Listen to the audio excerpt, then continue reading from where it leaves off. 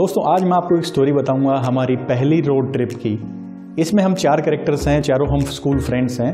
इसमें एक मैं और रवि मेरा फ्रेंड जो कि हम रोहतक में रहते थे, और मेरा एक फ्रेंड योगेश जो चंडीगढ़ से ग्रेजुएशन कर रहा था, और फोर्थ वन माय फ्रेंड महक जो कि शिमला से अपनी ग्रेजुएशन कंप्लीट कर रहा था उस टाइम पे। तो हुआ यूँ कि मैं एक बार रवि से मिला रजिस्ट्रेशन अथॉरिटी में। वो अपना लाइसेंस में कार ऐड करवा रहा था, तब तक उसके पास 2 व्हीलर का लाइसेंस था। तो मैं उससे मिला, मैंने बोला भाई कार क्यों ऐड करवा रहे हो, क्या गाड़ी ले ली क्या? तो उसने कहा हाँ बिल्कुल सही सोचा है तुमने, मैंने गाड़ी परचेज़ की है, यूज्ड i20 कार एक पेट्रोल परचेज़ की है।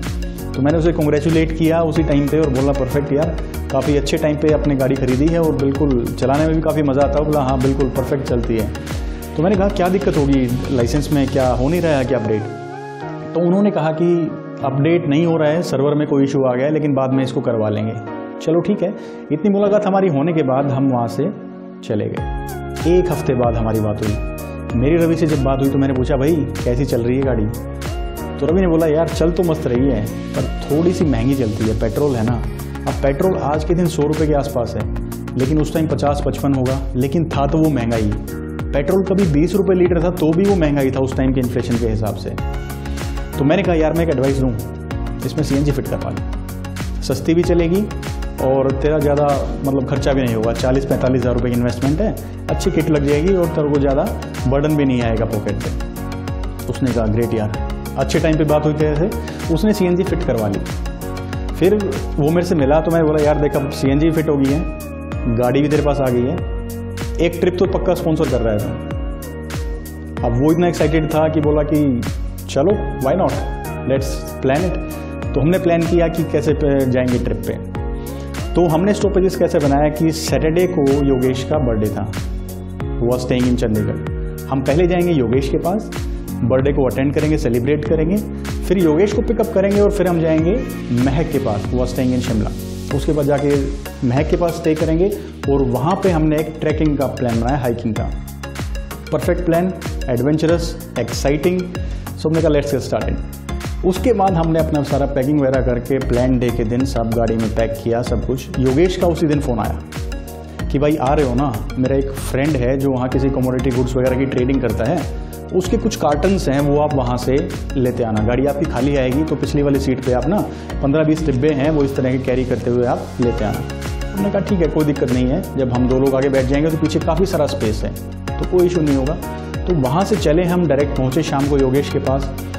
एग्जैक्ट बिल्कुल पहुँचते ही हमारे बिल्कुल ऐसे बर्थडे की सेलिब्रेशंस वहाँ पे चल रही थी, पार्टी रेडी, डांस, म्यूज़िक, मस्ती और काफ़ी खुशनुमा माहौल था, exciting, everyone was enjoying the environment. तो उसके बाद हम वहाँ बर्थडे उसका सेलिब्रेट करके उसको हमने पिकअप किया। फिर हम निकले जैसा प्लान था शिमला के लिए महक के पास। थोड़ी सी मेरी आँख लग गई, फ्रंट सीट में बैठा था, सो ही रहा था। उसके बाद जब मेरी आँख खुली तो it was a little bit of sunshine. जैसे होता है हिल स्टेशन में आते ही एक अलग सी धूप आपको दिखती है, बिल्कुल जो चुभ नहीं रही होती है, बिल्कुल एक सूदिंग सनशाइन। साथ में चारों तरफ ग्रीनरी, एक साइड में नदी चल रही है, चारों तरफ पहाड़ हैं, ग्रीन, मतलब काफ़ी relaxing. It was totally different from hectic जो आपका सिटी लाइफ है उससे बिल्कुल अलग। लेकिन सडनली मुझे लगा कि अब सराउंडिंग्स के हिसाब से थोड़ा सा म्यूज़िक चेंज होना चाहिए। तो मैं जैसे ही अपना शफल करने लगा सॉन्ग्स को, प्लेलिस्ट को, तो एकदम से आवाज़ आई बैम साइड से, and it was in a slow motion कि बिल्कुल स्लो मोशन में मैंने देखा कि बिल्कुल अनस्टेबल हो रहे हैं सभी, जितने भी अंदर हम दोनों अनस्टेबल हो रहे थे उसके अंदर। और फिर एकदम ब्लैंक आउट, बिल्कुल ब्लैक, आंखों के अंधेरा छा गया और बिल्कुल उसके बाद मेरे को कुछ याद नहीं क्या हुआ। 10 मिनट बाद हम लोग रोड पे बैठे हुए थे, गाड़ी हमारी आगे से ठुक चुकी थी, साइड में टायर, फेंडर और दरवाज़ा जो ड्राइवर साइड का डोर होता है, ये सारी चीज़ लगी हुई। Ravi was standing like this with the mountain, पहाड़ के साथ ऐसे कमर लाए खड़ा था। लेकिन हम थैंक गॉड हम सेफ थे। रवि का तो मुझे उसी टाइम लगा कि उसको अंकल आंटी दिख रहे थे, गाड़ी ठुक चुकी है अब उसका क्या होने वाला है और वो भगवान ही जानता है। लेकिन बाय गॉड्स ग्रेस हम सेफ थे, फिजिकली हमें कोई चोट नहीं आई थी, लेकिन गाड़ी चलने की हालत में नहीं थी। तो वहीं लोकल हमने एक रेफरेंस को अरेंज करके, उसका एक खाली प्लॉट था वहाँ पे, उसको गाड़ी को हमने टो करवा के उस प्लॉट में खड़ा करवा दिया। और रवि ने फ़ोन किया महक के पास कि भाई ऐसे ऐसे गाड़ी अब नहीं चल पाएगी। तो महक ने टैक्सी भेजी फिर वहाँ पे, फिर टैक्सी में बैठ के हम लोग चले गए शिमला तक। शिमला जाने के बाद उसके बाद हमने रिलैक्स किया, उस नाइट को हम रुके वहाँ पे।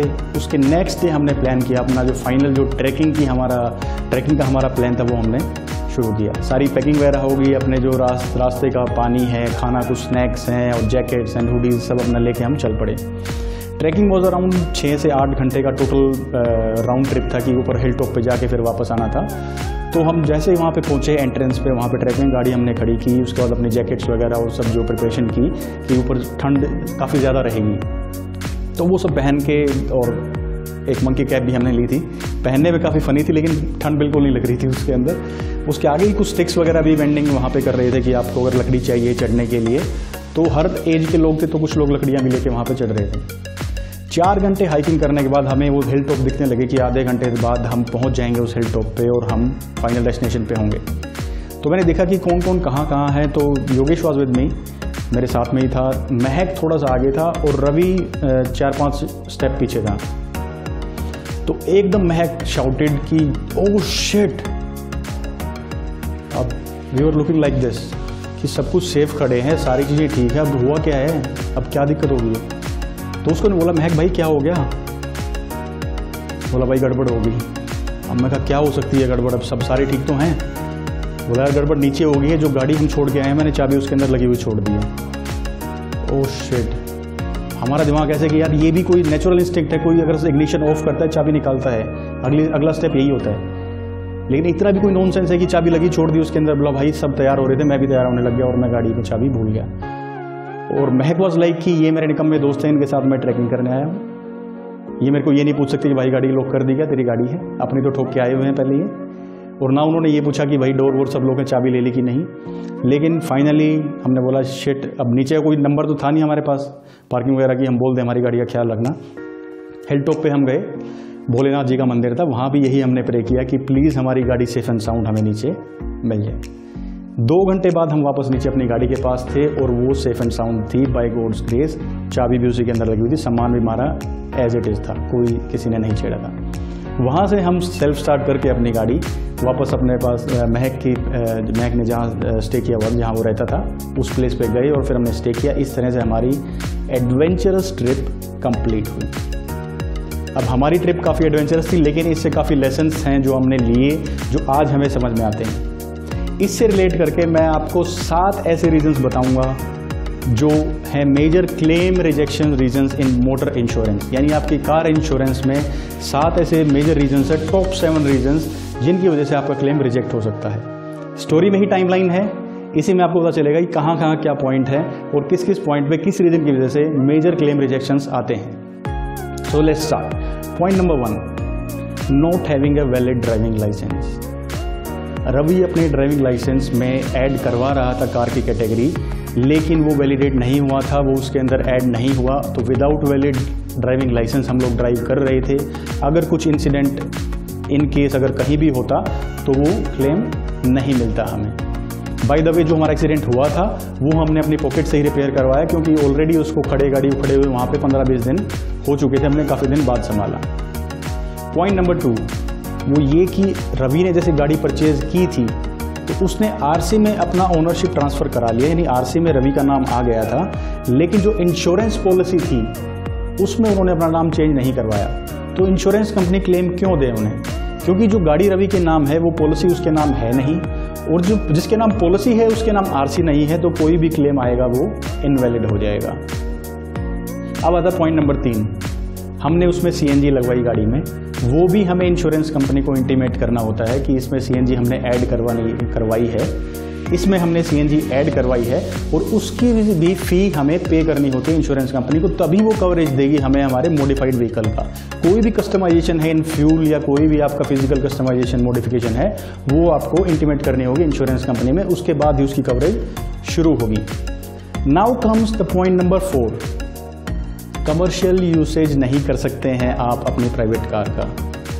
हम अपने सिटी से चंडीगढ़ के लिए ट्रेडिंग के लिए कुछ कार्टन्स थे वो लेके चले, इन केस कुछ मिस हैपनिंग उस रूट पे हो जाती तो हमें क्लेम नहीं मिलता, क्योंकि हम जो कैरी कर रहे थे वो एक कमर्शियल एक्टिविटी का सामान था, तो उस केस में भी हमें क्लेम नहीं मिलता। तो वो भी आप मत कीजिएगा, private car should be use for private purpose, और अगर आप कोई कमर्शियल एक्टिविटी एंटरटेन कर रहे हैं तो उसके लिए प्लीज़ यूज कमर्शियल व्हीकल।